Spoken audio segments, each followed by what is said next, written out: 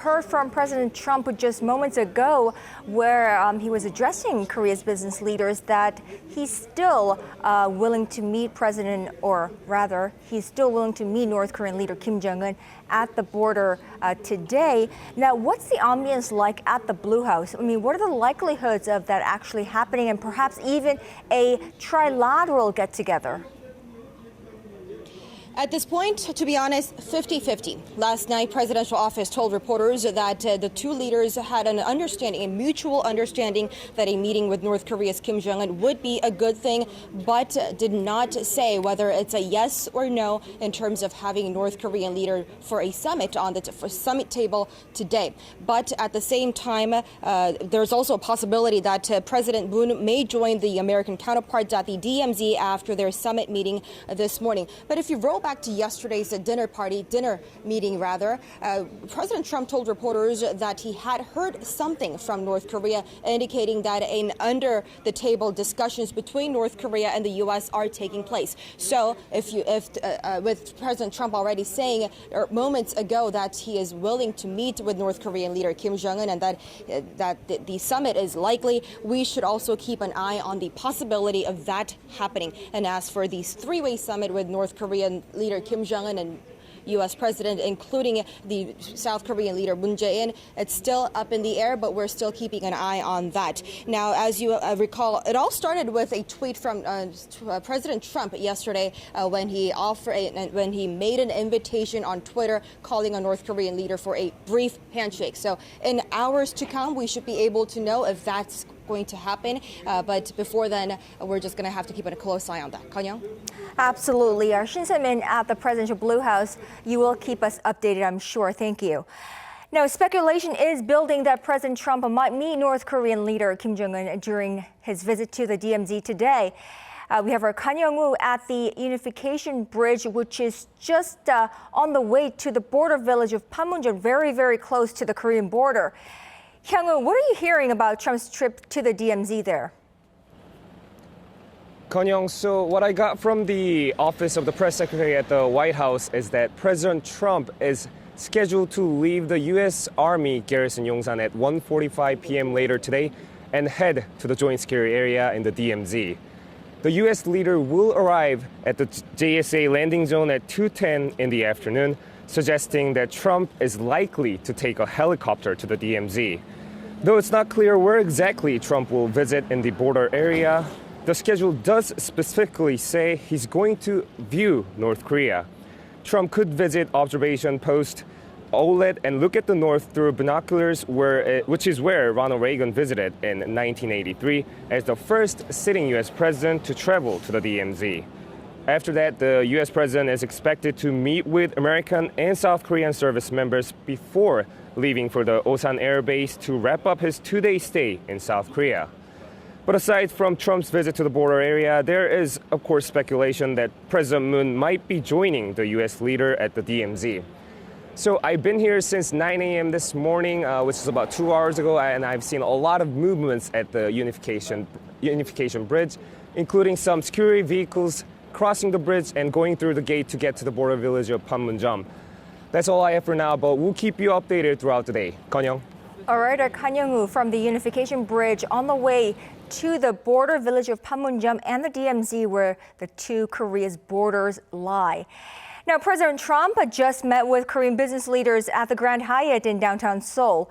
Our business correspondent Kim Hye-sung is there nearby the Grand Hyatt. Hye-sung, so we spoke earlier today, but tell us who was present at this meeting and what was possibly discussed.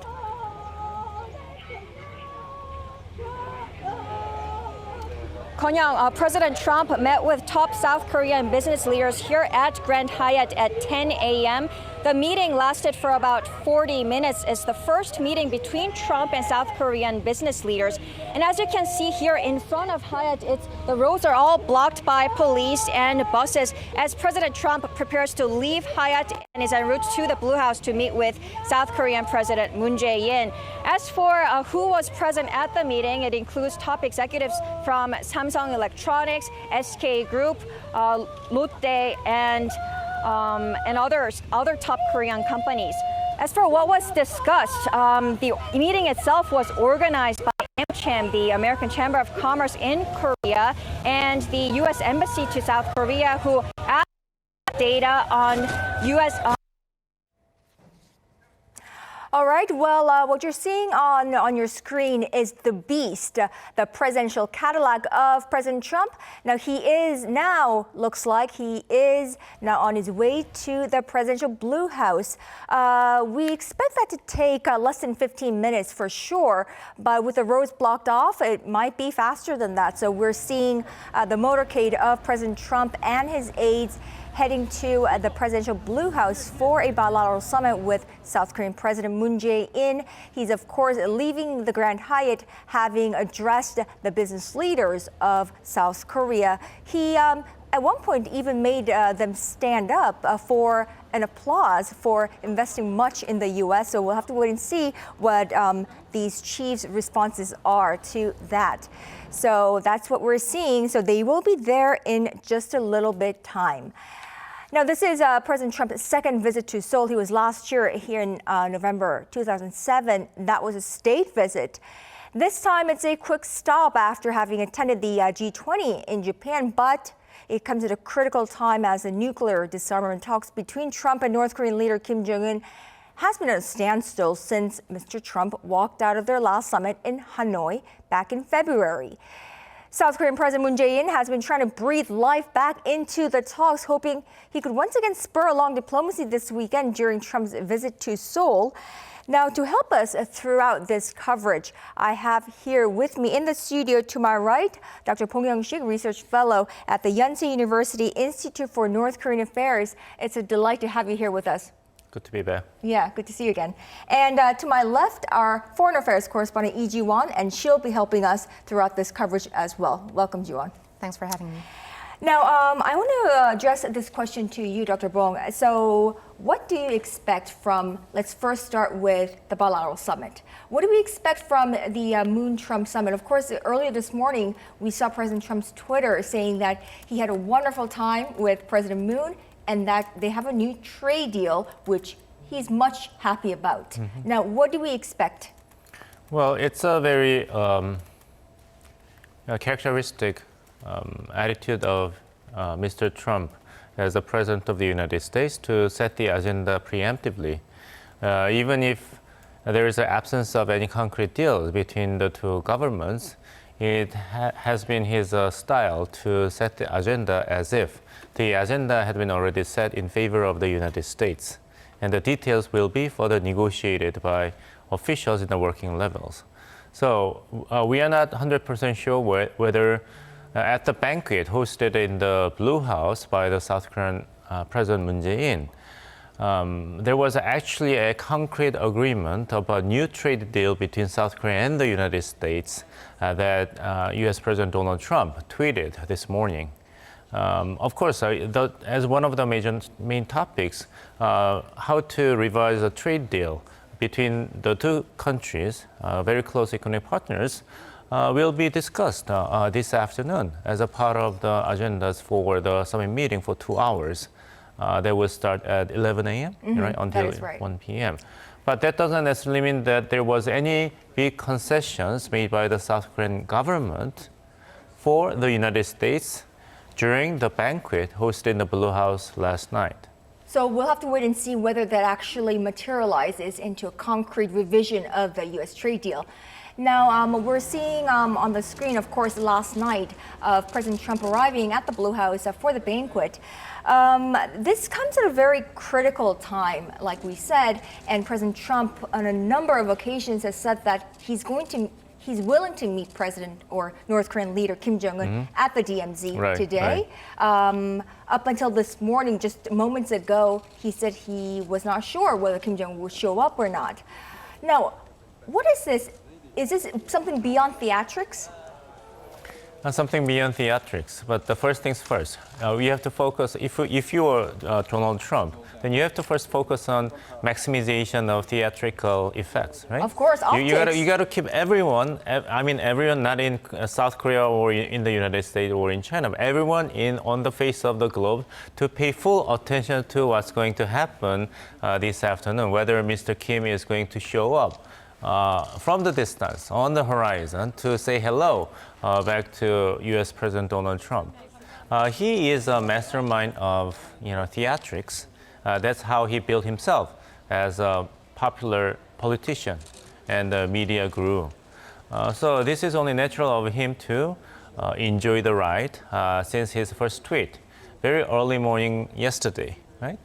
It is a very simple message. I just want to say hello and shake hands with Mr. Kim.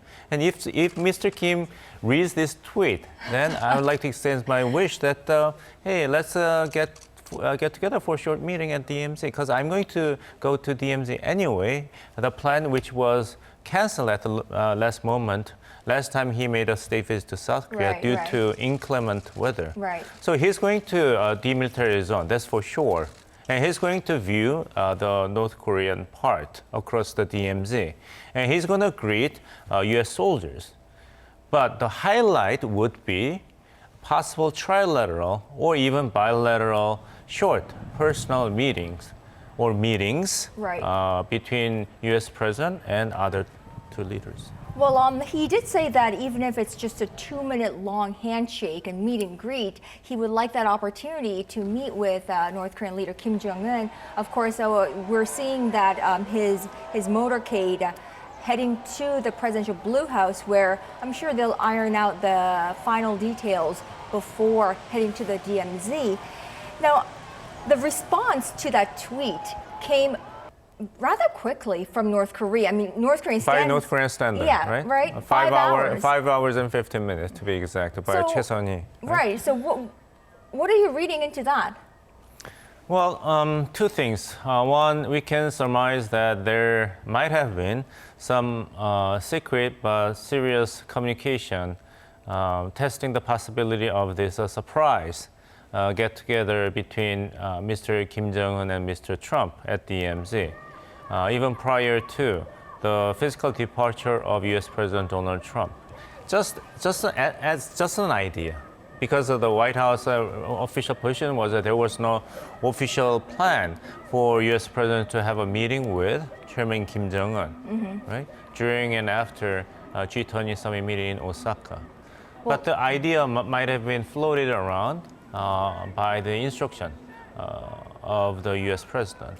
Right. I mean, there had been just speculations about this summit, in recent weeks in D.C. in the political realm. But as we witness the motorcade, President Trump's beast, along with his aides, driving to presidential office of Cheongwade from Grand Hyatt.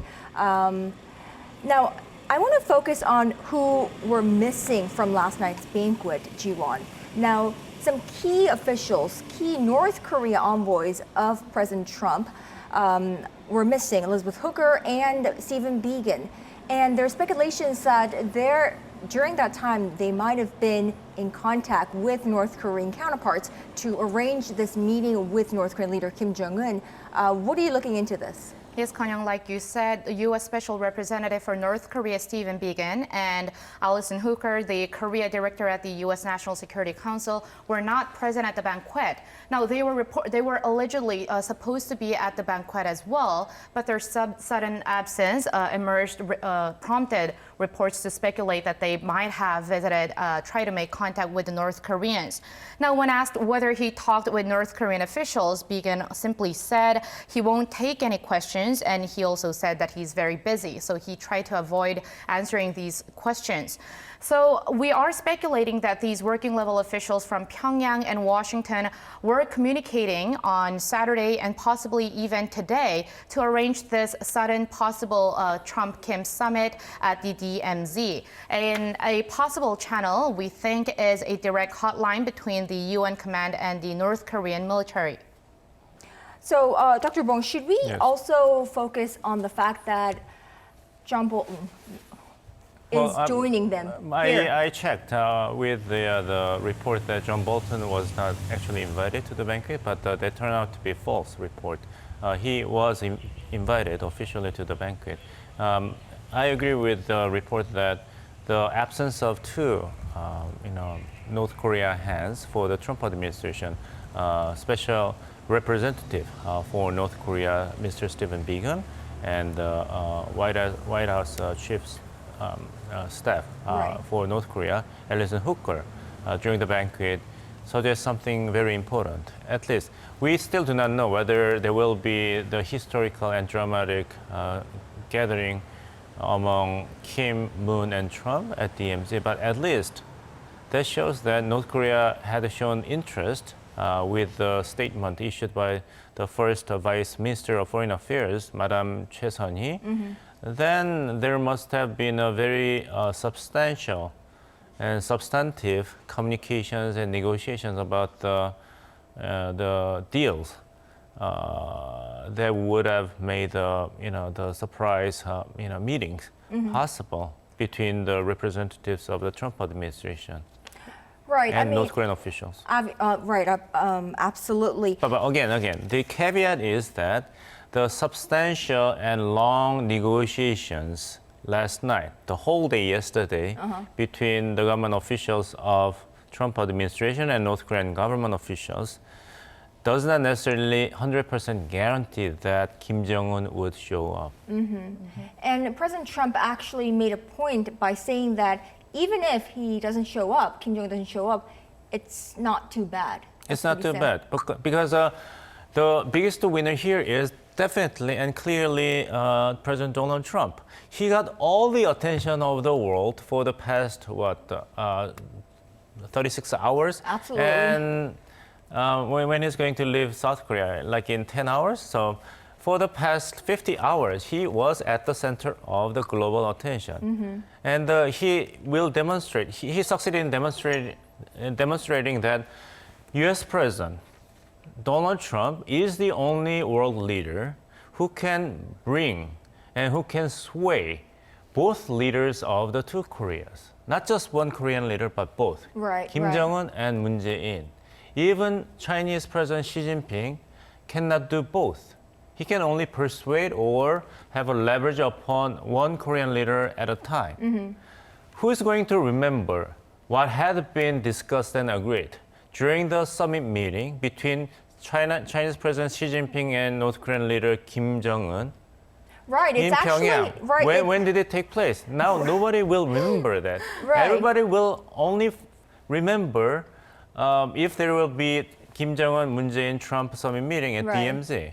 It's slowly slipping our minds already. our Any memory. achievement that was carefully cultivated and built by the Chinese President Xi Jinping's visit to North Korea this year in celebration of the 70th anniversary of the establishment of diplomatic relations between the two countries, for the first time in 14 years by the Supreme Leader of China, was swept and Right. outweighed by just a short message, tweeting by Donald Trump yesterday. Right, there we go. We're getting live footages from the presidential office of Jongun. We know that President Trump has arrived. We see John Bolton there, so obviously he's there. Harry Harris, Ambassador Harry Harris is there. Mike Pompeo, I think we just got a glimpse of. And Alison there, Hooker. Yes, Alison Hooker is there. So the entire team is there with. Yes. So the entire team is there. Oh, there we go. The Pottinger is there as well. So And inside the meeting room, we briefly saw South Korea's Foreign Affairs Minister Kang Kyung-hwa and National Security Advisor Jung Eun as well. and Chief of Staff No Young-min. So what's about to begin right now is the smaller limited bilateral summit, which will take place with the two presidents alongside 3 or 4 of their chiefs, National Security Chief, Chief of Staff, so Mulvaney will be there, and their Secretary of State, Mike Pompeo. Is that right? Yes, this is slightly different from President Trump's visit to Seoul back in 2017, where he first started the meeting with President Moon with a one-on-one sit-down with just the translators. The meeting went on for 25 minutes before they actually started the expanded meeting. So this small expanded meeting this time is, I think, going to concentrate more on North Korea, as the officials present there are the ones that are mostly in charge of it. Right, so we are seeing Secretary of State Mike Pompeo walking into the summit room and saying hello to National Security Advisor Chung Eui-yong, Chief of Staff No Young-min, and Foreign Minister Kang Kyung-hwa. I think the summit was supposed to begin at 11 sharp, but President Trump was running late after meeting with the business leaders, and we are seeing footages from the presidential office of Jongun, which is unprecedented. I remember when I was covering the Blue House back in November 2017, this was not revealed. We did not see a pre-summit gathering of such, and I think I just saw one of my fellow reporters from another organization. So no, us press pool reporters did not get any access there. So this is an extraordinary event, I suppose. And that shows the two things. One is that the current Moon Jae-in government is very press-friendly compared to the previous administration. At least this government is moving in that direction to emphasize and respect the value of free speech and the Korean people's right to know. And second point is the warm and very close partnership between the two allies, South Korea and the United States. And as a matter of fact, the White House fact sheet on President Trump's visit to Seoul, published yesterday, emphasized the importance of the moderating role of President Moon Jae-in. Okay, there we go. We are seeing President Donald Trump in a red tie walk into the bilateral summit room, and President Moon Jae-in saying hello to his aides. Now, so we are seeing the presidents of South Korea and the United States side by side and in the presidential Blue House. Let's listen in for a little bit.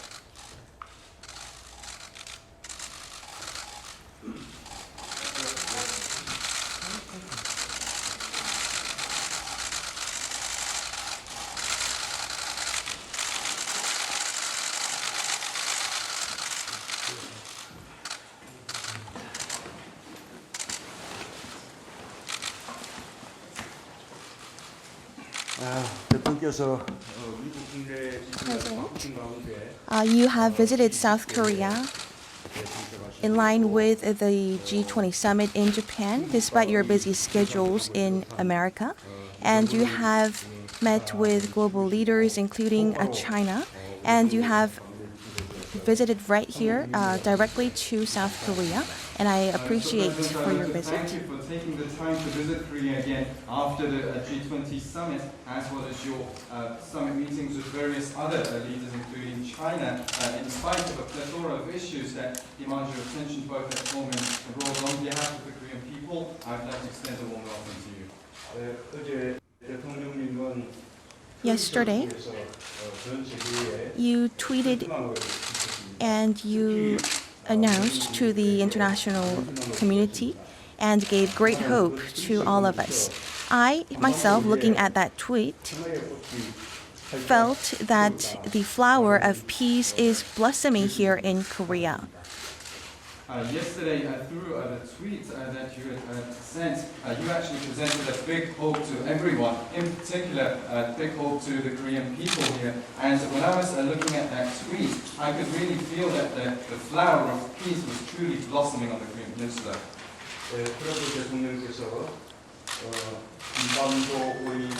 And President Trump, you have said that if you shake hands with the chairman of North Korea, Kim Jong-un, I believe that it will be very historic. On top of that, it will help to lead to the complete denuclearization of the Korean Peninsula and eternal peace on the Korean Peninsula.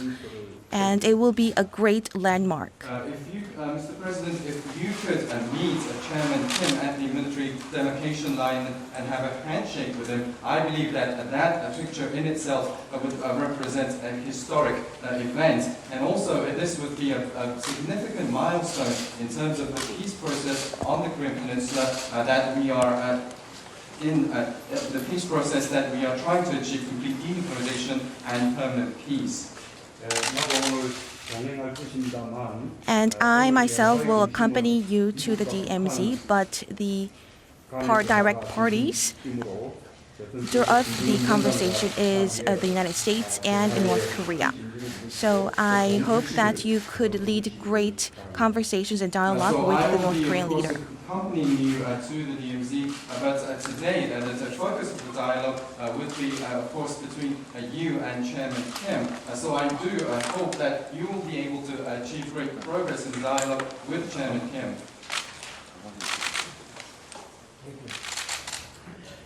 Well, I'd just like to thank President Moon for the beautiful evening last night. We celebrated our friendship and we celebrated the new trade deal that we made very recently that went into effect on January 1st, which is a great testament to the relationship of the United States and South Korea. I also want to thank your First Lady. She has a tremendous spirit and vitality and a tremendous love for your country. I said that to the President. First thing I said was how impressive the First Lady was, and she's a great woman. So I just hope you tell her that, please. 네, 대단히 감사합니다. 어제 문 대통령께서 아주 아름다운 시간을 우리에게 주었습니다. 어제 만찬은 양국 간의 우정, 그리고 또 새로 발효가 된 새로운 무역 협정을 또 축하하는 것이었습니다. 어제 또 이러한 관계는 한미의 관계를 보여주는 것입니다. 내가 문 대통령을 어저께 만났을 때 제일 먼저 얘기했던 것이 영부인께 감사를 표하는 것이었습니다. 영부인께서는 아주 많은 한국에 대한 사랑과 또 아주 좋은 그런 힘을 가지고 계신 분입니다. 아주 훌륭한 여성이십니다. I just had a meeting with the business leaders of South Korea, and these are not only business leaders here, they're business leaders throughout the world. They are among the greatest business people anywhere in the world. We went through a lot, Latte, Samsung, so many that are so Hyundai, so many that are so respected. And we talked and we had a fairly short meeting, unfortunately. I wish it could have been longer, but these are very, very highly respected. No matter where you go in the world, they're among the greatest in the world. And you have them right here in South Korea. 방금 한국의 기업인들과의 만남을 마치고 여기 왔습니다. 한국의 기업인들은 세계 최고의 기업인들입니다. 롯데, 삼성, 현대 그 외에도 많은 기업인들을 만났습니다. 이들은 전 세계에서 존경받는 기업인들입니다. 더 많은 시간을 보냈으면 더 좋았겠습니다만은 그 시간이 많이 할애하지 못해서 아쉽습니다. 하지만 한국은 전 세계에서 존경받는 그러한 기업인들을 바로 한국 이 자리에 가지고 계십니다. I think I can say with great confidence that our relationship with South Korea has never been stronger or better. We have just a very good feeling. There's a good chemistry between the leaders of both countries, and Secretary Pompeo is here, Secretary of State, Mike Bolton, John Bolton is here, and John was very instrumental in some of the things we did yesterday, some of the meetings we had. And I want to thank you for that. And Mike, I want to thank you for that. And Mr. Ambassador Harry, you love this country, and that's so evident, and that's a great thing. So thank you very much for being here. We appreciate it. 나는 우리 한미 관계가 그 어느 때보다도 좋다라고 자신 있게 말씀드릴 수 있습니다. 이것은 양국의 정상 관계뿐만 아니라 우리 미국의 여러 지도자들도 마찬가지입니다. 여기 국무장관 계시고 또 볼튼도 계십니다만 특히 볼튼께서는 아주 어제 여러 가지 회의에 있어서 아주 필수적인 그런 역할을 감당하셨습니다. 폼페오 국무장관께도 감사드리고 또 여기 해리스 대사가 계시는데 이 해리스 대사는 한국을 굉장히 사랑하는 그러한 사람입니다. So as most of you know, I assume all of you know, otherwise I guess you wouldn't be doing what you do. We left Japan yesterday. We were at the G20. Prime Minister Abe did a fantastic job. President Moon was there also. And they really did a great job. And a lot of the leaders got together. I was with many leaders from different countries. Great relationships with all. The very interesting meeting, I think, was with China. And we're moving along toward a reciprocal but a good trade deal, a fair trade deal. And we'll see where that goes. But we had a very, very good feelings with President Xi and myself.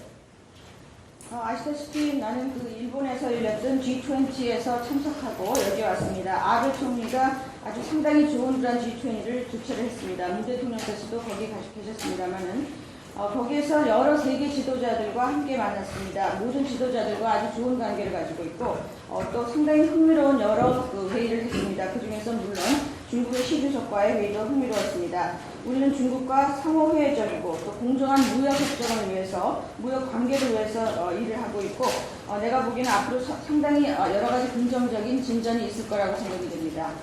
So we got here late last night, and we've been working from that time forward. And I will say the treatment that we've been given by President Moon and the First Lady has been absolutely fantastic. And as you know, a long-planned visit to the DMZ. I'll be doing that in a little while, and I look forward to that. And there's a possibility that we'll be meeting Kim Jong-un, and there's a possibility that it's going to be very interesting. I don't know. They want to do it. Chairman Kim wants to do it. I'd like to do it. It's very complicated from the standpoint of logistics and security and lots of other reasons.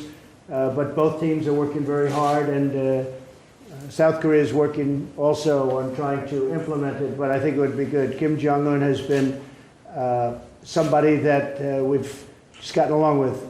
When I first became president, what was happening during the previous administration was very bad for South Korea and very bad for North Korea, frankly. There was a lot of bad things happening, and it's changed very, very rapidly, and it's very positive. A lot of positive things going on right now. 어제 그 밤에 도착하자마자 문 대통령을 만났습니다. 문 대통령뿐만 아니라 한국 측에서 우리를 상당히 환대해 주신 데 대해서 감사드립니다. 아시다시피 나는 한국의 DMZ를 오랫동안 방문하고자 하는 계획을 가지고 있었습니다. 그리고 곧 방문하게 될 것입니다. 또 거기에는 내가 거기에 군사분계선에서 김정은 위원장을 만나기라는 그런 가능성도 있습니다. 이것은 상당히 흥미로운 일입니다. 김정은 위원장도 만나고 싶어하고 나도 만나고 싶어합니다. 물론 보안이라든지 여러 가지 다양한 문제들이 있기 때문에 복잡한 문제가 있고 그래서 한국과 또 북측 또 미국 측에서 여러 가지 지금 일을 하고 있습니다. 나는 김정은 위원장과 사이가 상당히 좋습니다. 내가 처음에 대통령이 됐을 때부터 좋은 관계를 이어가고 있고 사실 이 전 미국 행정부는 한국 측뿐만 아니라 북측과도 별로 관계가 좋지 않았다고 생각합니다. 하지만 새로운 행정부에서 계속 남북한 모두 관계를 점점 더 좋게 진전시키고 있습니다. And just in finishing up, I think I can say with great conviction that North Korea and South Korea are both in much better places right now than they were 2.5 years ago when I became president. There was tremendous danger, and you people know it well. You know it better than I do because you had to suffer through it for a long time. A lot of progress has been made. I watched some of the news, fake news, it's only fake news, and they said, well, what's been done? Well, it's like the difference between day and night. Our ambassador, Harry, was saying on the way in that when you first got here, there were sirens going off and tests being made, and everybody was practicing for obviously a horrible event, and it was really scary. And he said the difference is so great. So when I hear, some of these fakers, some of these people that aren't honest reporters saying, well, what has Trump done? We've done a lot. We're a lot safer today, and South Korea is a lot safer, and North Korea is a lot safer. It's good for both. And it's really, maybe just as important, it's good for the world. And so we're very proud of what we've done. And I have plenty of time, and we're in no rush, but it's a lot different than it was 2.5 years ago. It's a difference like few people can even imagine. So it's an honor to have helped. It's a great country. I want to thank again President Moon, and really, we're very proud of all of the things we've done together, and both on the military and peace, but also on trade and other things. The relationship has never been stronger. Thank you very much. 지금 내가 자신감을 가지고 말씀드릴 수 있는 것은 한국과의 관계 그리고 북한과의 관계가 2년 전에 비해서 훨씬 더 좋은 위치에 있다는 것입니다. 여러분들 누구보다도 더 잘 아시겠습니다만은 2년 반 전에는 훨씬 더 한반도가 위험한 곳이었습니다. 그리고 그 이후에 상당히 많은 진전이 있었던 것이 사실입니다. 물론 가짜 뉴스에서는 뭐가 진전되었냐라고 그렇게 의문을 표할 수도 있습니다만은 분명한 것은 확실하게 예전보다 훨씬 더 안전된 그런 그 한반도다라는 것입니다. 여기 해리스 대사가 계십니다만은 처음에 왔을 때는 그 전쟁의 어떤 사이렌이라든지 전쟁의 위험이 많았고 많은 사람들이 공포에 떨었습니다. 하지만 이제 상당히 다른 그러한 곳이 되었습니다. 훨씬 더 북한뿐만 아니라 한국, 한반도가 훨씬 더 안전하게 된 것입니다. 이것은 한반도뿐만 아니라 전 세계가 안전하게 된 것이기 때문에 나는 이것에 대해서 굉장히 자랑스럽게 생각합니다. 2년 반보다는 지금 확연히 다르다라는 것을 자신감 있게 말씀드릴 수가 있습니다. 한국은 아주 훌륭한 나라입니다. 그래서 한국을 방문할 수 있게 된 것을 매우 영광스럽게 생각합니다. 한국과 미국과의 관계는 군사뿐만 아니라 평화의 문제에 있어서 또 무역의 문제에 있어서도 상당히 많은 진전을 만들고 있고 앞으로도 훨씬 더 좋은 그런 그 나라가 한미 관계가 될 것입니다. 감사합니다. Thank you very much. Thank you. Thank you. Guys, thank you.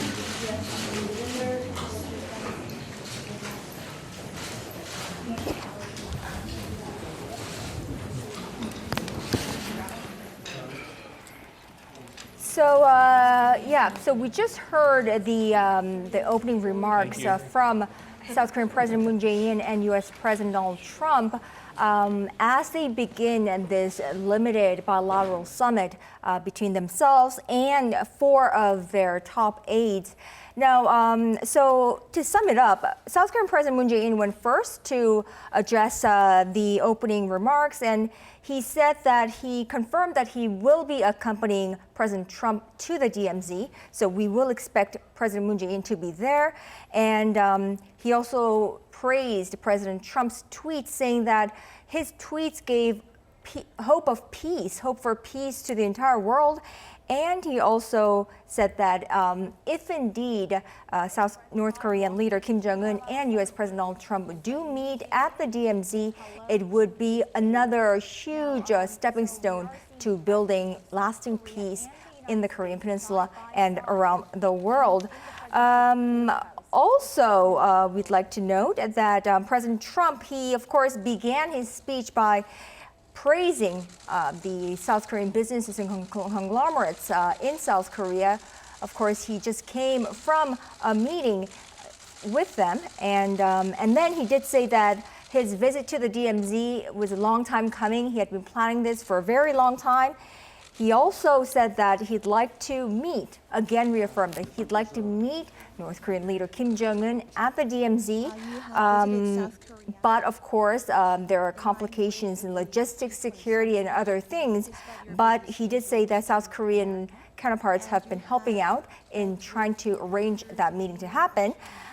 Now, so it looks like the 1+4 meeting, so the bilateral summit between the 2 presidents, along with their national security advisors, so John Bolton and Chung Eui-yong, and Foreign Minister Kang Kyung-hwa, Secretary of State Mike Pompeo, and Chief of Staffs Mick Mulvaney and No Young-min, as well as the U.S. Ambassador to South Korea, Harry Harris, and South Korean Ambassador to the U.S., Cho Yoon-jae, will be sitting in for that bilateral summit. That will, of course, then be followed by an expanded summit. 6 more will join in from each side, and then it will be an 11-to-11 expanded summit, plus working luncheon for about an hour. Now, Dr. Bong, so this, of course, again, I say it's unprecedented. I have never seen this opening remarks of a bilateral summit go live as a live feed like this before. What did you make out of their remarks, the respective presidents' remarks? Well, it confirms that the state of bilateral partnership between South Korea and the United States as security partners is as good as it has been. According to the White House fact sheet, it also confirms that the joint North Korea policy by Washington and Seoul is the strongest ever, which is a very clear statement. And Trump administration also clearly expresses its appreciation for Moon Jae-in government as a, quote, indispensable in assisting with President Trump's negotiations with North Korea leader Kim Jong-un, meaning that there is no daylight between Washington and Seoul as security partners, especially in dealing with nuclear missile issues with North Korea, although there might have been some strong temptations for Pyongyang to drive a wedge between Trump administration and the South Korean government.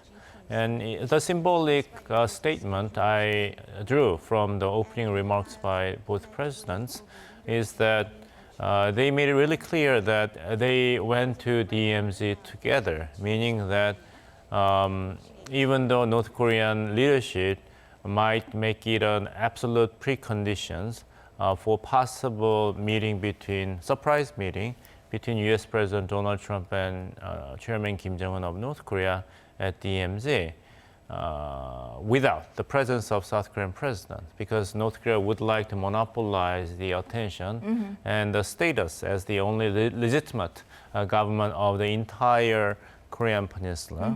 And also in order to reinforce its stance that we only deal directly with Washington. We have absolutely no interest, -0 interest in going through Seoul to Washington. But both presidents made it really clear that that kind of demands by North Korean authority are not acceptable. Absolutely. So we had been seeing in recent weeks North Korea's propaganda mouthpieces lashing out on South Korea and its role in this peacemaking process. But we have to remember that it was indeed the South Korean President Moon Jae-in who basically built that bridge between President and Washington Trump acknowledged that and in the North White Korean House fact sheet that Moon Jae-in was indispensable right, in promoting the communication and negotiation between U.S. President and leader of North Korea. Right, and President Moon Jae-in just now, he did say that although he's accompanying President Trump to the DMZ, the center of attention will be on the North Korean leader and the U.S. president, as they are the actual direct parties in talks in this negotiations. President Trump also said that not only does he want to meet Kim Jong-un, but North Korean leader Kim Jong-un very much wants to meet Trump at DMZ as well, and still everything is being worked out. He also said that he emphasized the shortness of a possible meeting. He said it might just be a handshake, but that's okay. A handshake is good enough, he said. What is in his mind? Like, what's running through his mind? Why is a handshake good enough? What does it signify? Two things. One, it might have been the content of the letters exchanged by the two leaders, especially the letter sent by Chairman Kim Jong-un to U.S. President Donald Trump, because Donald Trump was quite impressed by what he called the beautiful warm birthday letter. Wishing him a happy birthday. Right. I happened to learn that June 14th is actually the birthday of the U.S. President Donald Trump, thanks to this letter report.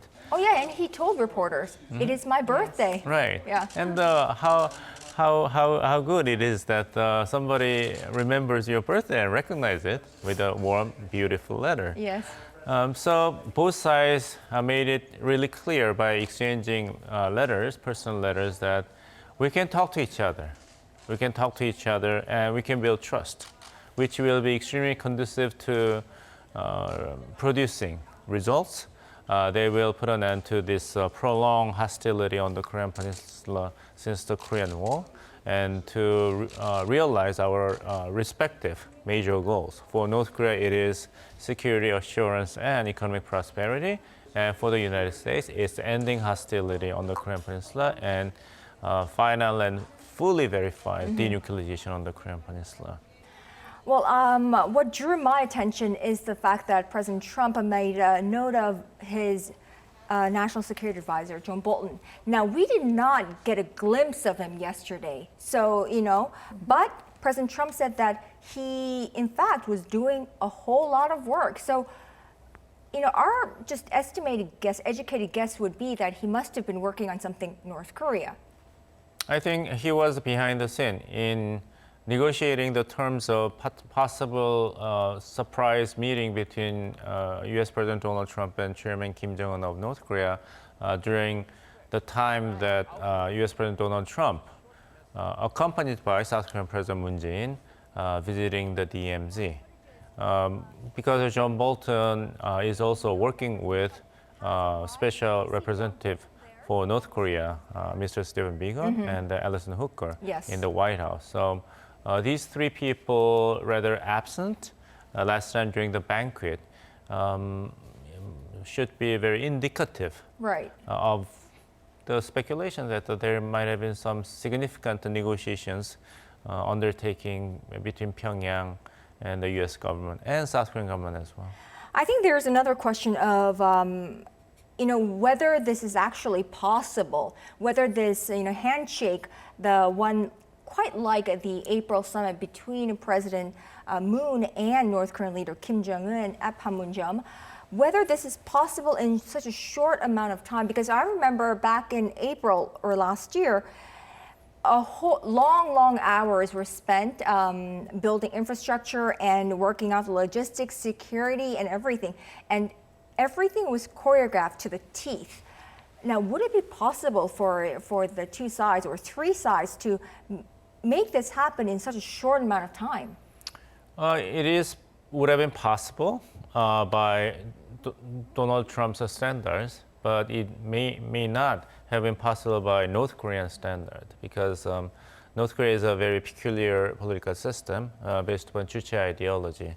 So Supreme Leader receiving the invitations from U.S. President, or it's a dilemma to strengthening its warm relationship with the U.S. President at the expense of allowing South Korean President to be present in the scene. Must have really complicated its own strategic calculation on that. So if will be no surprise meeting between Kim Jong-un and Donald Trump, then we can speculate what might have been the major breaking points, and one of which would be North Korea's insistence upon keeping away the presence of South Korean president. Well, that's what I thought as well, because it's in such a short notice, the two sides are going to have to choreograph the whole security issues as well. But when I spoke to one of the South Korean officials at the foreign ministry, who's in charge of these North Korean affairs, he said that because it's something the leaders have spoken, something that President Trump has ordered, something he has offered, and something that Choi Sun-hee, the vice foreign minister, who is believed to be the mouthpiece of North Korean leader Kim Jong-un, she showed a very positive response to Trump's offer. So what he thinks is that because if it's something that the two leaders think is appropriate and should happen, he said despite the short time, it can possibly happen as well. But the problem is that it has to be happen in a way that is satisfactory to North Korean leadership. If that includes the presence of South Korean government, then that really undermines the power of its argument that we are not interested in dealing with South Korea. We are only dealing with the United States for agendas of mutual interest, and just shaking hands and saying hello with the U.S. President Donald Trump at DMZ would not be of substantial interest for North Korea, because at the end of the day, what North Korean government really wants from Washington is sanction relief. Right. Well, just to cut you in, we just heard that 한겨레 Seoul-based paper reported that Steve Biegun and the Vice Foreign Minister Choi Sun-hee met last night. We still have to look into what details it says, but so we have been confirmed that the working level officials of both sides have met. Or according to this local media. So possibly they are still working on their leaders meeting at the DMZ.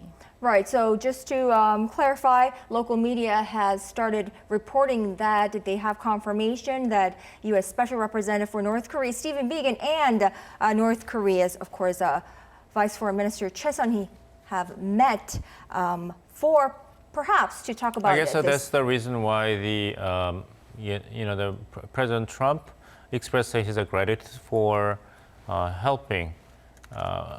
Grateful for the assistance rendered by the South Korean government for something. That something must have been these secret negotiations taking place between Stephen Biegun and Choi Sun-yi. Right. So all remains out there for us for an educated guess. But for those of you just joining us, you're watching Arirang News live coverage of the Trump-Moon Jae-in summit here in South Korea, the 8th of its kind, but the second visit by President Trump.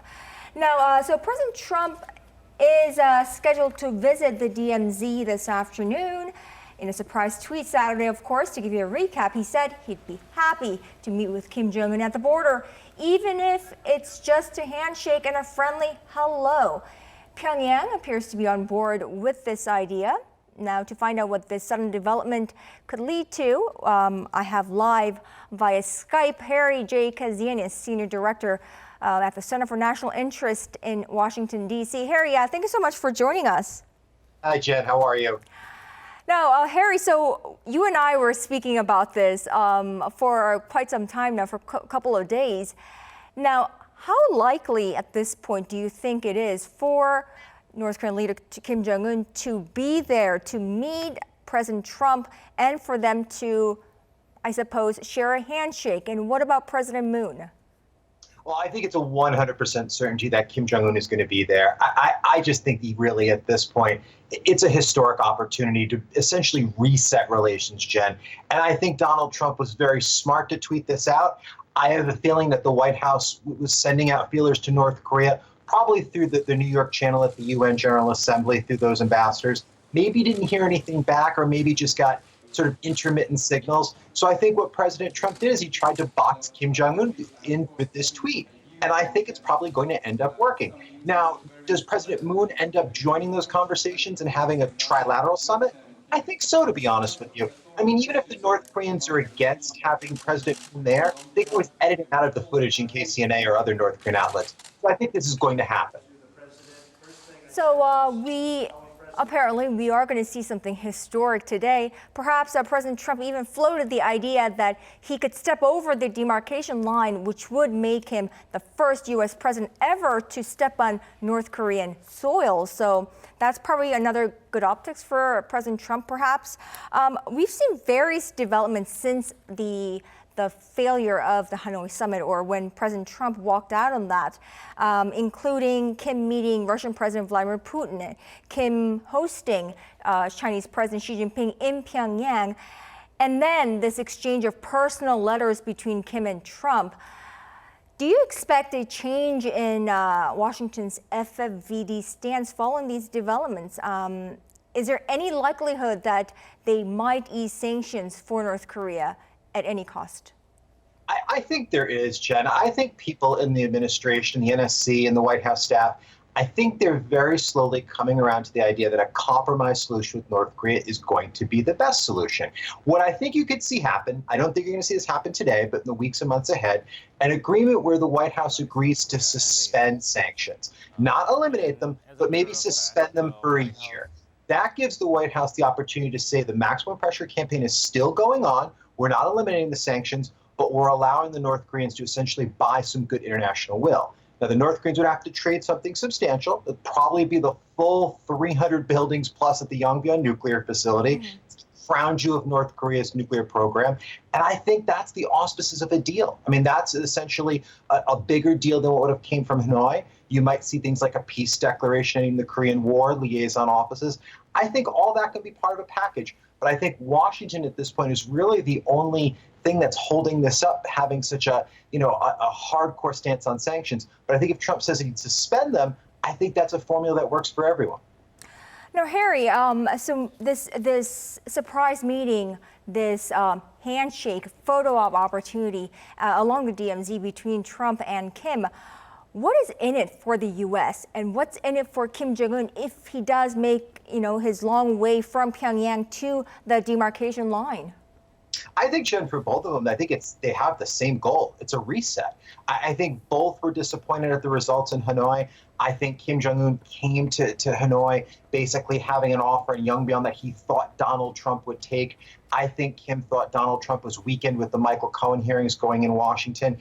And in some respects, Kim was probably right. Donald Trump was not in a position to compromise with North Korea. He did not want progressives and neoconservatives bashing him both at the same time when he had no idea what was going to happen with the Mueller report. And essentially, he was fighting for his political life. So the timing of the summit was just awful. But now that is a little bit past Donald Trump, there is the opportunity now to reset relations. Maybe Donald Trump actually steps into North Korea, and that gives this a lot of momentum. So no game changer, but a lot of momentum, and that's a good thing.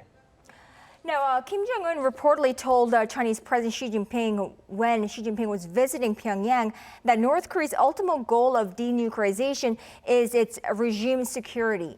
Now, is there a viable way to guarantee North Korea this regime survival of security? I think so, but I think we have to take a minute and understand that this is going to take a long time.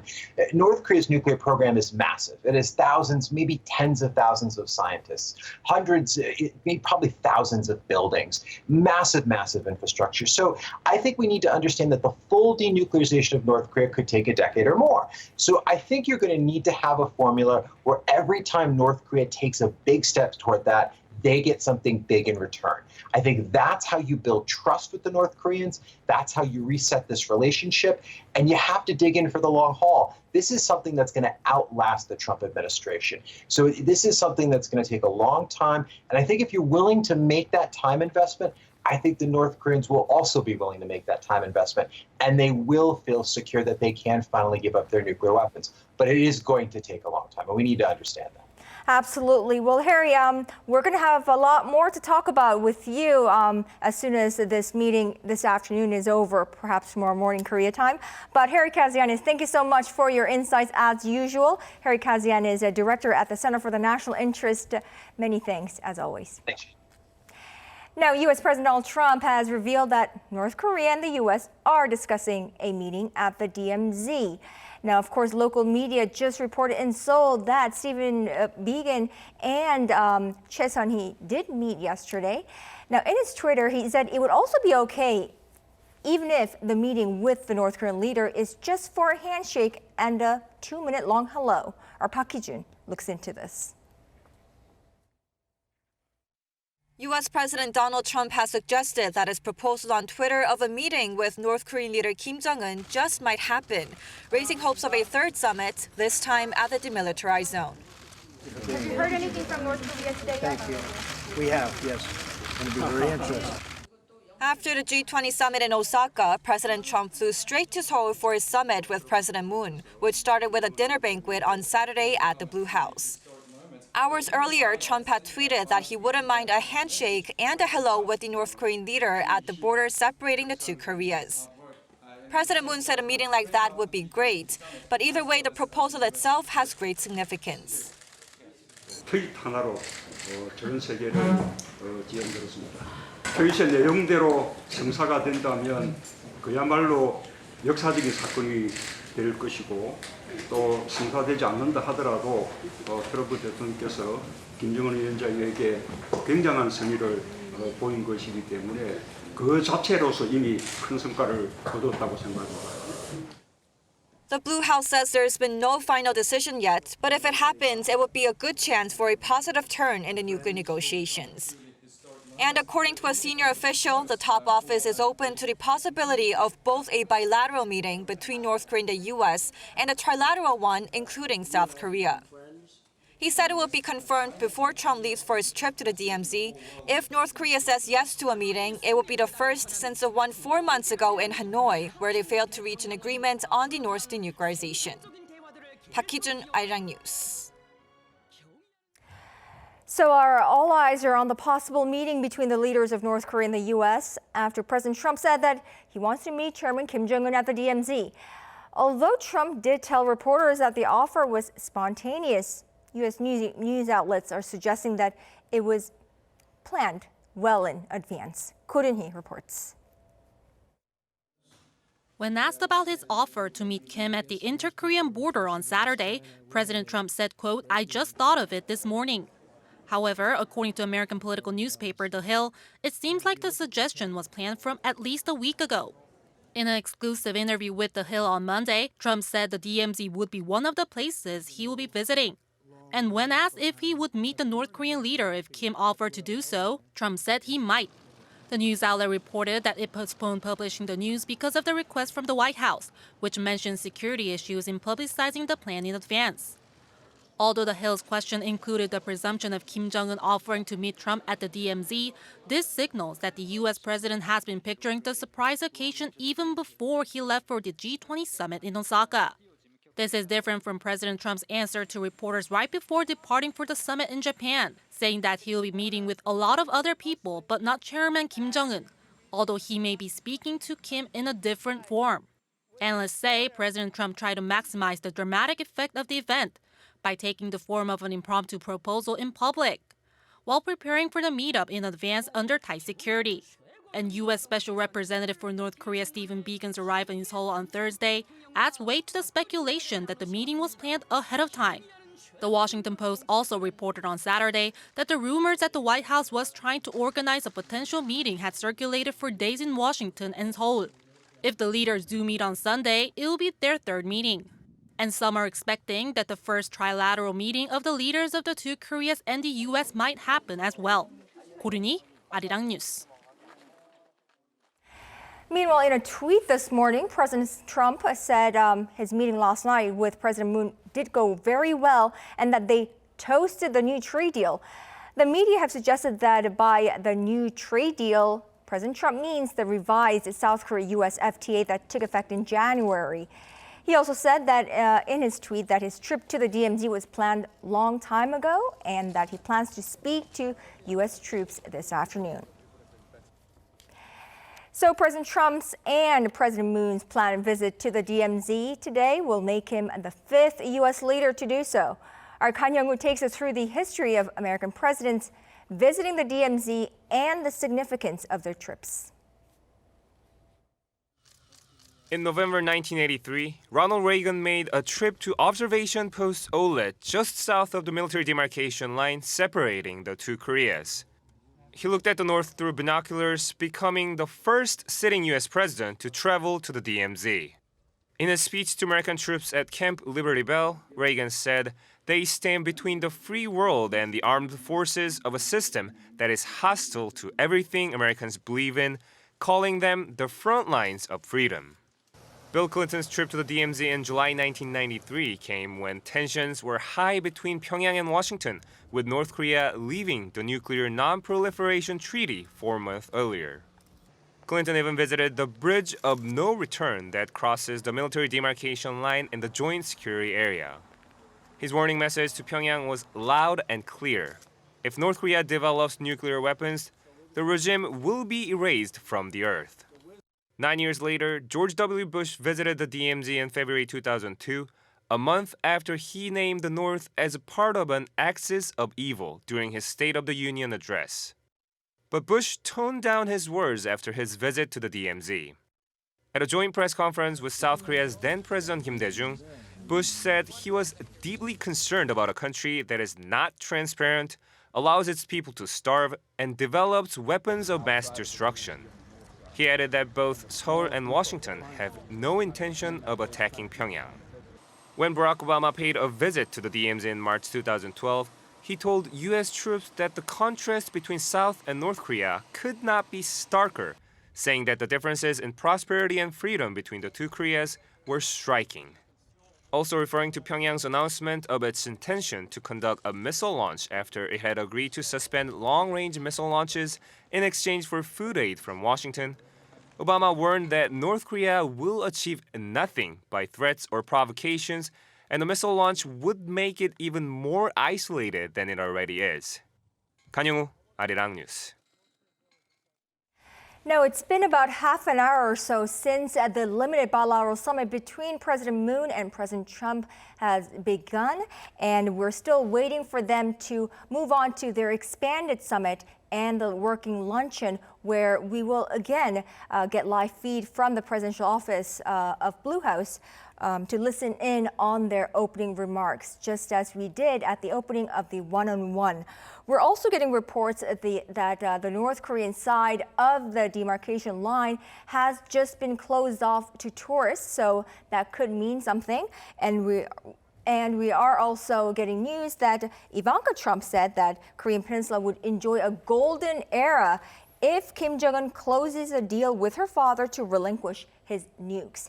Now, what you're seeing on your screen is the venue for the expanded summit. Of course, the limited summit that's been taking place for about half an hour or so was 1+4, where it was the two presidents along with 3 of their top aides. Now they will be joined by 6 more of their aides in this room in Cheongwade for an expanded summit and a working luncheon.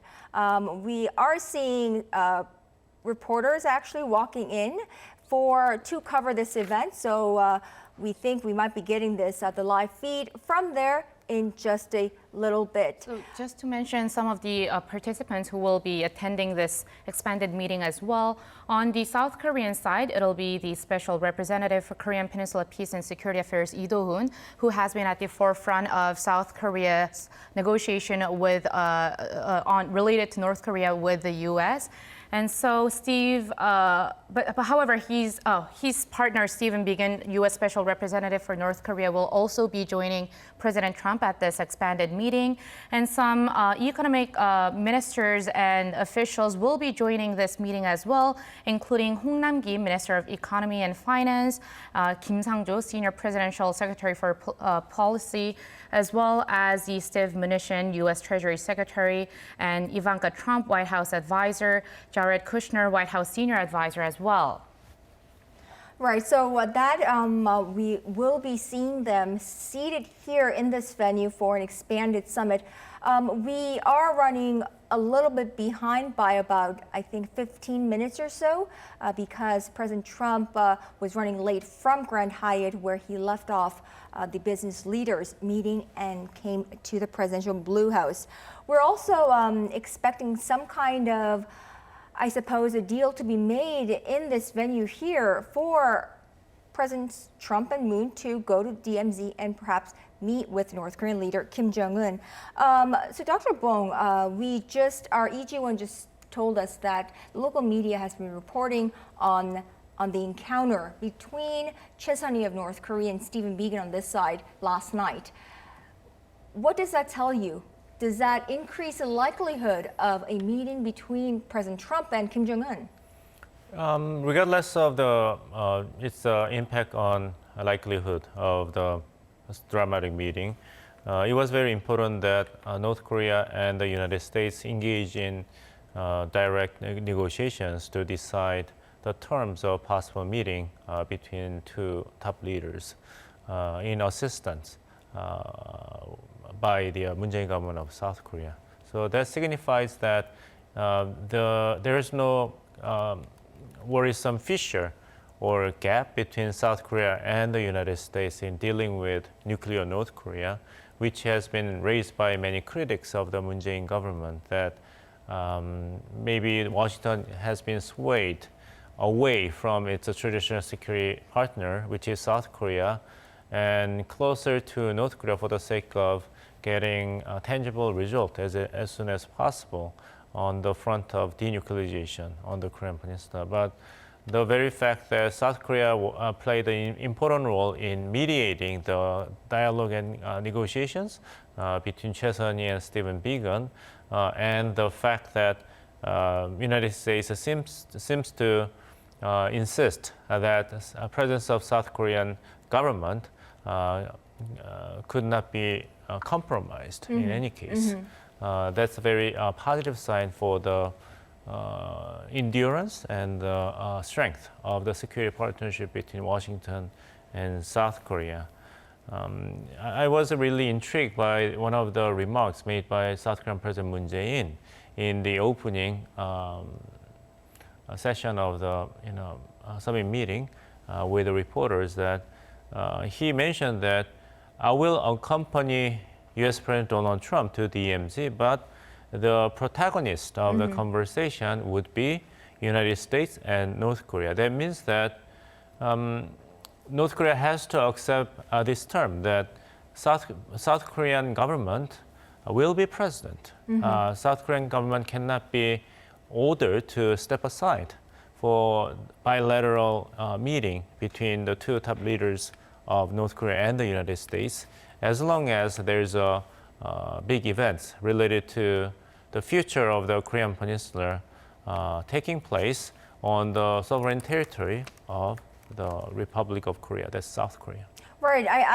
I do agree with you that that was a very positive remarks by President Trump, because there had been speculations that South Korea might have lost its spot in this nuclear diplomacy front.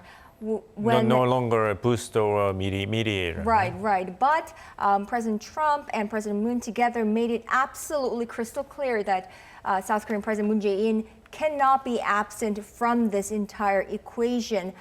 We are seeing the venue getting ready for an expanded summit there, and Stephen Mnuchin is there already waiting for the presidents and the top chief aides for the president come from their bilateral summit. We're also seeing South Korea's representative, so basically Stephen Biegun's counterpart Lee Do-hun there getting ready for an expanded summit. So Jiwon, give us the details of the schedule that lies ahead. Yes, Kanyang. Well, we know that at 2:10, President Donald Trump will be arriving at the JSA, Joint Security Area, by his helicopter from the Yongsan Air Base. And at around 2:20, he will be moving from the JSA to the demilitarized zone. That'll be around 2:30, that's 10 minutes later, he will be arriving at the observation post at the demilitarized zone. And around 2:35, we are told that President Donald Trump will be having a tour around the DMZ. And 2:45, he will be moving from DMZ to the DFAC flagpole, the dining facility. And at around 2:55, we are told that he will be having a photo session with the military officials at the site. And we are told that at around 3:05, the president will be having a short meeting with the officials from both sides. Right. So as we await the two presidents, along with their chief aides who would have just wrapped up their limited bilateral summit, come and join their other aides in this venue for an expanded summit. We are seeing Stephen Mnuchin, and we just saw Korea's Finance Minister Hong Nam-gi speak to Stephen Mnuchin. We're also seeing Kim Hyun-jung, who is the Deputy National Security Advisor to President Moon, speaking to Stephen Biegun. So we are seeing lots of exchanges of ideas there before this summit.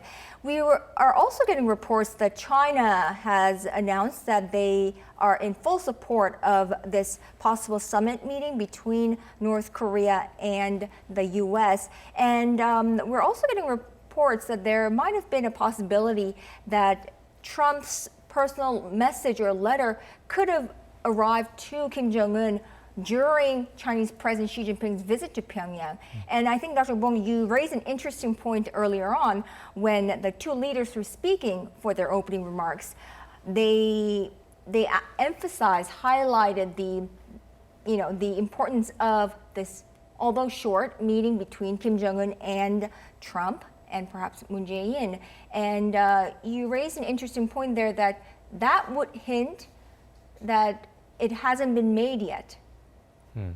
So we have to be careful what kind of next bilateral summit meeting between North Korea and the United States might have been proposed in the letters by Chairman Kim Jong-un of North Korea and the U.S. President Donald Trump. Likely, both of them made the same proposal, broadly speaking. Let's meet. let's arrange our next meeting as soon as possible and largely free from preconditions. But the satisfactory levels and the format of the next summit meeting between Trump and Kim might have been quite different, maybe miles apart, between the standards used by North Korean authority and the standards that are acceptable to the U.S. government. So for Donald Trump, just a short personal meeting to say hello at DMZ or in Panmunjom, since he will be physically present very close to that area, must be really acceptable by America's own standards, but it may not be so acceptable to the standards held by Kim Jong-un regime of North Korea.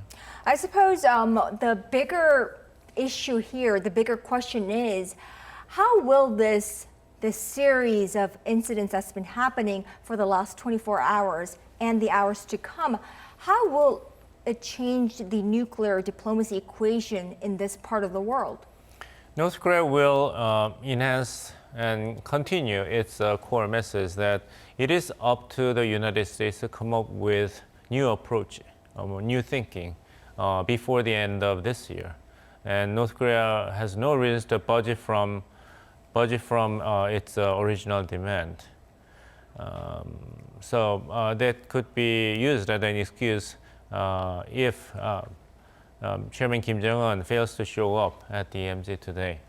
But if there is a meeting between Kim and Trump today, which will be a very dramatic event, then North Korea is going to make the most out of this as a good gesture rendered by courageous decision by the supreme leader of North Korea. So now United States owes a big one to North Korea in the next negotiations at the working levels. Right, and even if this just ends in theatrics and optics in a good photo op, it would work in favor for both U.S. President Trump and North Korean leader Kim Jong-un, because President Trump obviously could work this in favor of him as election comes in. Right. And North Korean leader, it could also show his people that North Korean leader is really a diplomat, a chief diplomat of that state, of that regime, meeting with all these powerful leaders of the world, because he just met Russian President Putin, Xi Jinping, and now Trump again.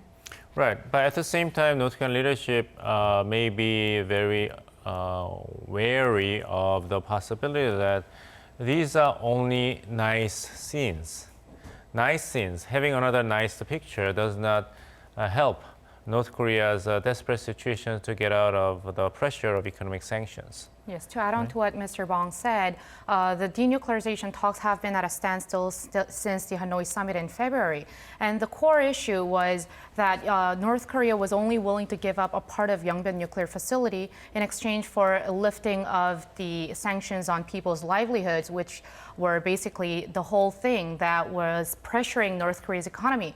And on the other side, the U.S. has been firm in its stance that it cannot lift any sanctions until North Korea provides an overall roadmap for its denuclearization and definition of denuclearization, as well as a number of key sites, including Yongbyon, the dismantlement of those sites. So, and both sides since then have been repeating their stances that the other side, the North Korea saying the U.S. and the U.S. saying North Korea should be yielding in and up on one of its requests. So we are However, Stephen Biegun, the special representative for North Korea, met with South Korea's nuclear envoy Lee Do-hoon just a few days ago. And what he said there was a little significant to many of us, because he said the U.S. is prepared to engage with North Korea in implementing the Singapore Agreement in a simultaneous and parallel way. So many of the experts in Seoul have been speculating that that could be a gesture of peace for the U.S. to take a step closer to what the North is requesting. Absolutely. So just for those of you just joining us, you're watching Arirang News live coverage of South Korea and President Moon Jae-in and U.S. President Donald Trump's summit here in Seoul, Korea. We have been waiting in on them. Their limited bilateral summit, then the two presidents, along with three of their chief top security aides, began about 50 minutes ago. It's running a little behind schedule, and the summit seems to be lasting longer than we had expected. So much is being talked about, I believe. But other than this question of whether North Korean leader Kim Jong-un will be there to meet and greet President Trump, basically began today, the second and final day of his visit to South Korea, by meeting business leaders, so chiefs of top conglomerates of South Korea.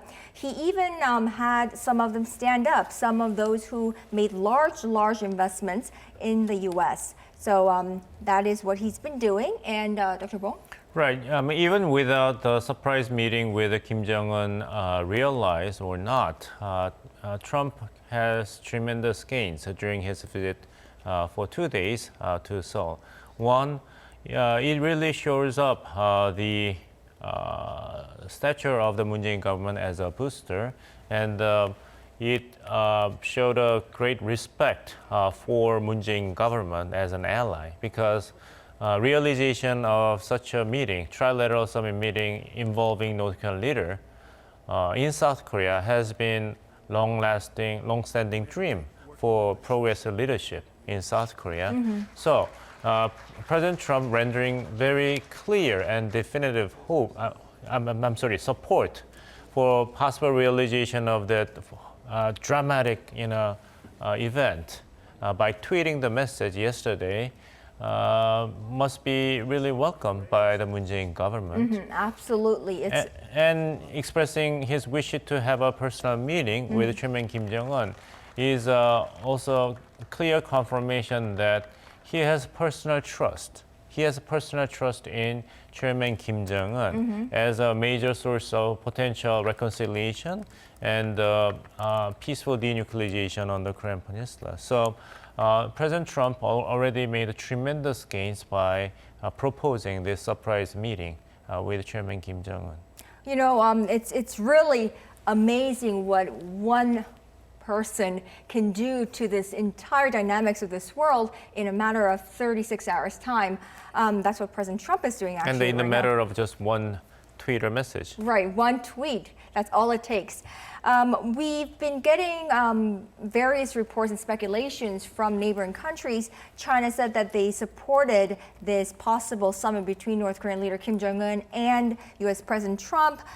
Japanese government has not released an official response yet, but Japanese media are weighing on the possibility of them meeting. So they are weighing on that. However, they do remain speculative, or they do remain cautious that this will yield to any kind of a firm denuclearization deal of any sort.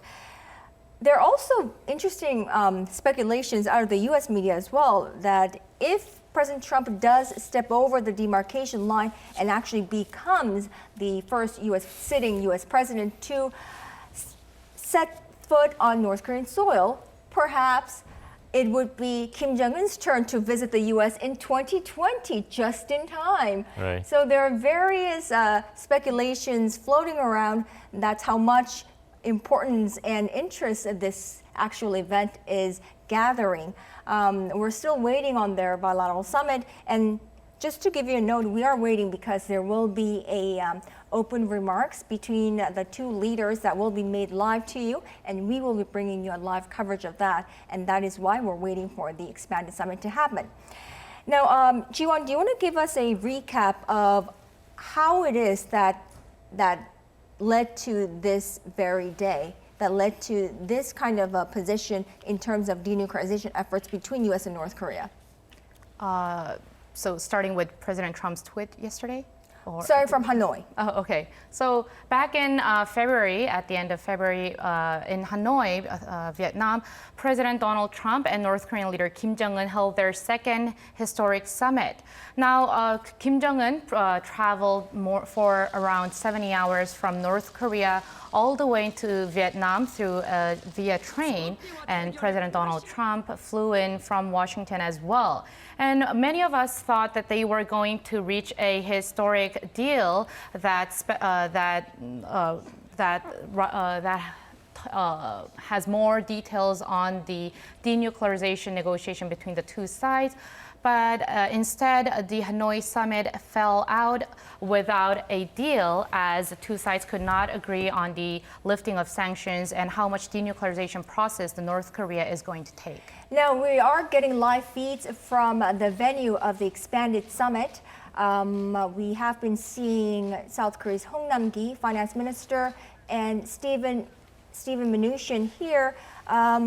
We are getting news that the limited bilateral summit ended just about a minute ago, so it lasted about a good 45 minutes, I would say. Yes, Dr. Bo? So yes. We will be seeing the expanded summit happen. So that would be 6 more of their aides from each side joining the leaders and the 4 officials who were in the limited summit.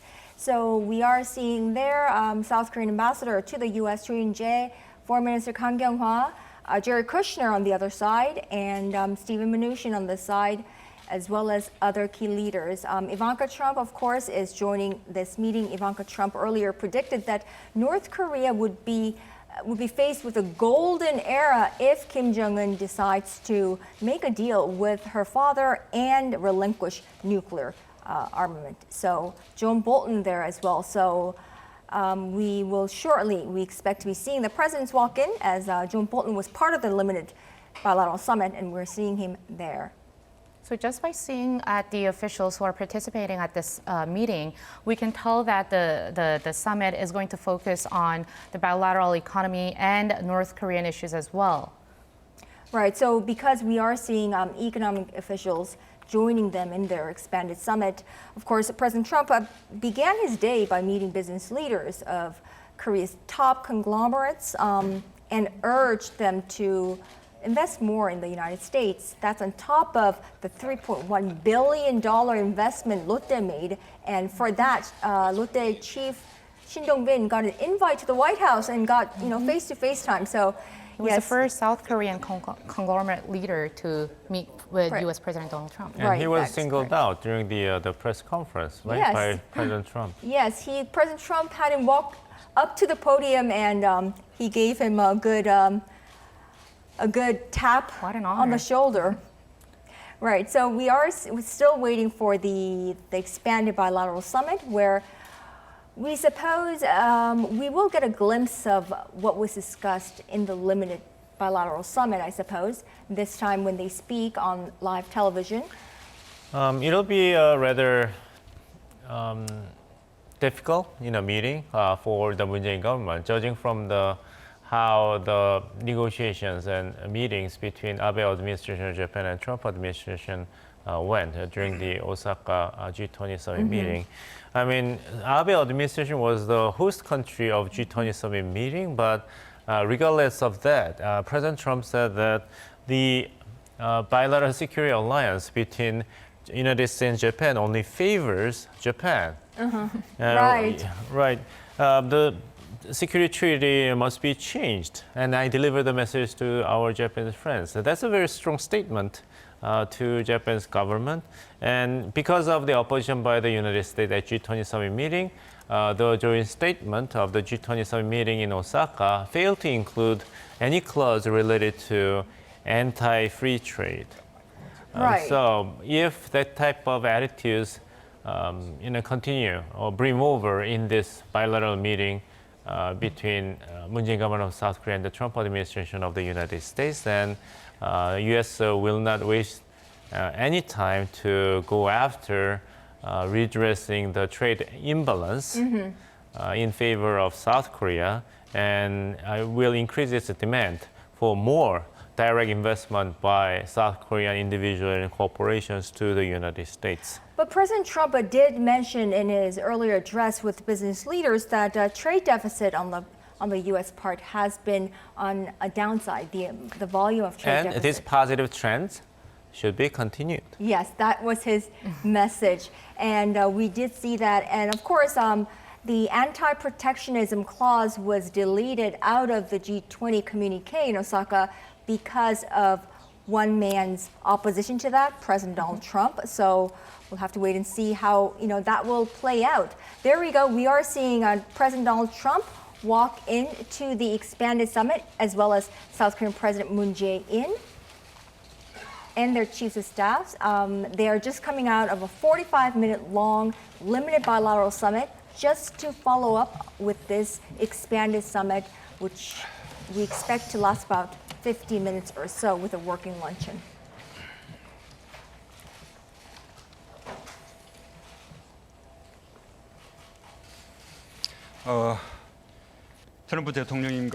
President Trump and the U.S. representatives are here in South Korea. I once again welcome you all to South Korea and thank you all.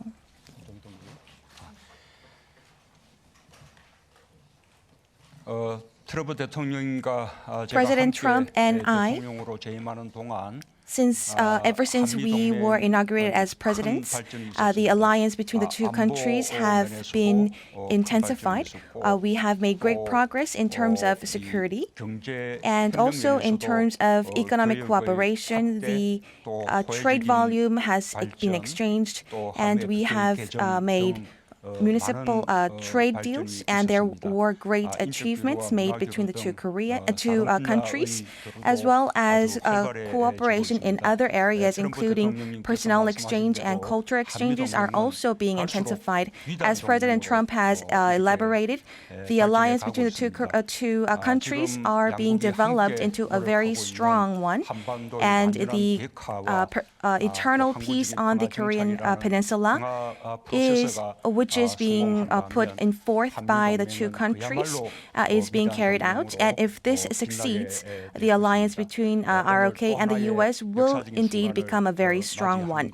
And I believe that we are having a very historical moment today. And the efforts put in place by President Trump and I hope that they yield great results.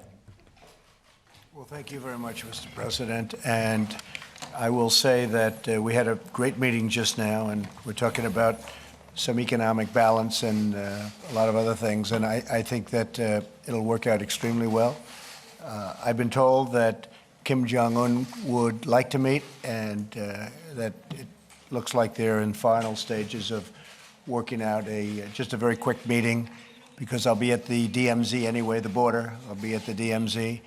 And I look forward to saying hello to him if that all finally works out. I guess there's always a chance that it might not, but it sounds like the teams would like to have that work out. And so that's good. But we have had a great relationship, you and I I appreciate that. And I know you appreciate it, because the United States has been doing a very good job for a lot of countries. And I don't know if a lot of countries appreciate what we've done, and that's perhaps part of the reason I'm president right now, and other people aren't. But many of them do, and I think you do. And I look forward to spending the day with you. I look forward to spending time with you. I look forward to going to the DMZ, which I've wanted to see for a long time. And it's going to be very interesting. And I know the press will have no interest in that, but we will. I will find it very interesting. So thank you very much. I appreciate your hosting us. You hosted us so beautifully. Thank you.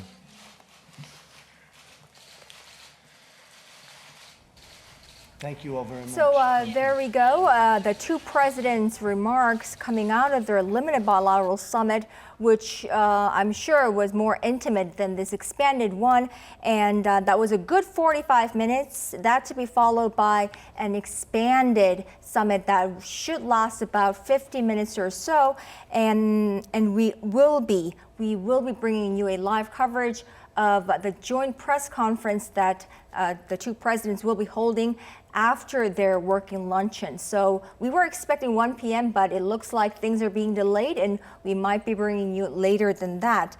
Now, President Moon just said, emphasized the rock-hard ROK-U.S. alliance, as well as the expansion of economic and cultural exchanges between the two countries. And he did say that it would make a superb alliance should the two achieve results for this Peace on the Korean Peninsula initiative. President Trump said the working level talks are going well between North Korea and the U.S. in arranging this short hello at the DMZ with North Korean leader Kim Jong-un. I want to go to Dr. Bong for a brief wrap-up for this session at least before we go.